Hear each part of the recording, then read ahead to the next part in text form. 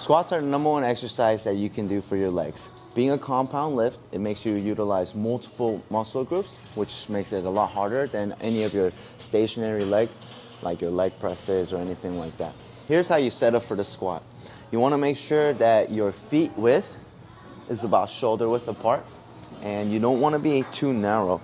So when you're too narrow like this, right, and you go down, your pelvis is in the way and you can't put your torso in between your hips, right? So therefore, a lot of the times when people are doing this narrow stance, you're gonna see a lot of these people doing these good morning squats where they're doing shit like this, right? So particularly that's gonna come with the narrow stance like that, right? See a lot of female powerlifters do this kind of squat like this, right? Where they go down and they're like, and then they come up like this, right? And that usually pertains to the width of the feet. You also don't want to be too wide, where it's a sumo stance like this, right? I'm not doing a sumo deadlift. The best stance is you want your feet about shoulder width apart, where my heels, if I was to draw a line from my shoulder straight down to my heels, it goes vertical, right? My toes, you want your toes outwards just a little bit, about 10 to 15 degrees. The reason why you want to do this is when you're going down, when your toes are outwards, you can open up your hips better, like this.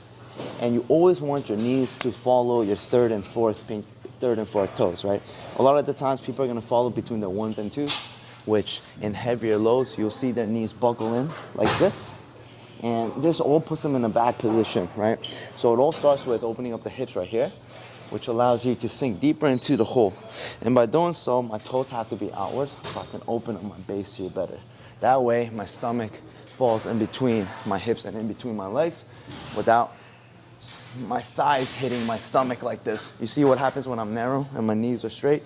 Boom, my stomach gets caught here and I can't go down. And that's why they start doing this kind of stuff, right? If my hips are more open like this, same posture, my stomach fits in between my legs and I can get into a deeper squat like this. So you always want to make sure of your feet width. Second, how you grab the bar is same thing. You'll see a lot of people grab it so narrow, right? Because they want to keep their back tight. And there's actually a point where it's too narrow, it's not good. When you're like this, and you see particularly women powerlifters, they have their arms like this. They all gotta wear wrist straps and all things like this because once again, you're in a bad posture, right? The best width for your hand is the position that you do your cleans in, which is generally a thumb's length from the line, right here.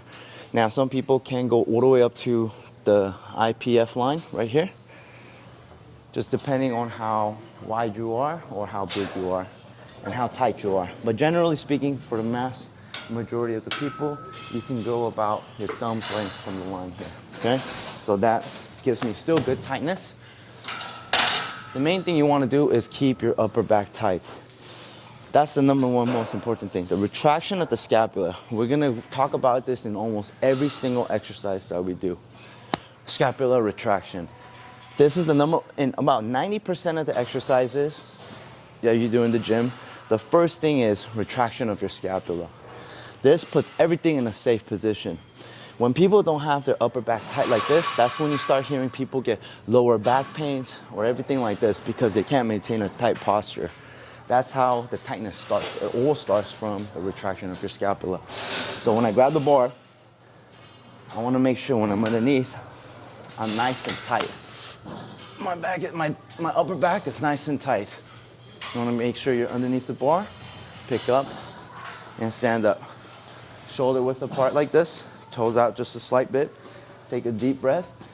When we're bracing to do a squat, you want to imagine that there is water at about shoulder length, right? So what do you do when you go underwater? You have to hold your breath, right? So you can't be inhaling as I'm going down, meaning like this.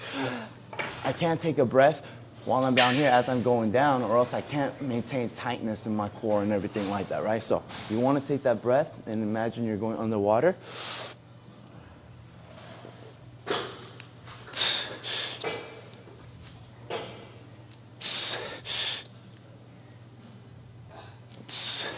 Like so. A lot of the times you're gonna see people do this weird hip hinge like this, and that's how they throw their lower back out here like this, right? So you wanna make sure I'm not arching my butt. like this. That's how you hurt your lower back, right? So you want to make sure it's just tight. So make sure you think of these things. Get down low and get that full squat.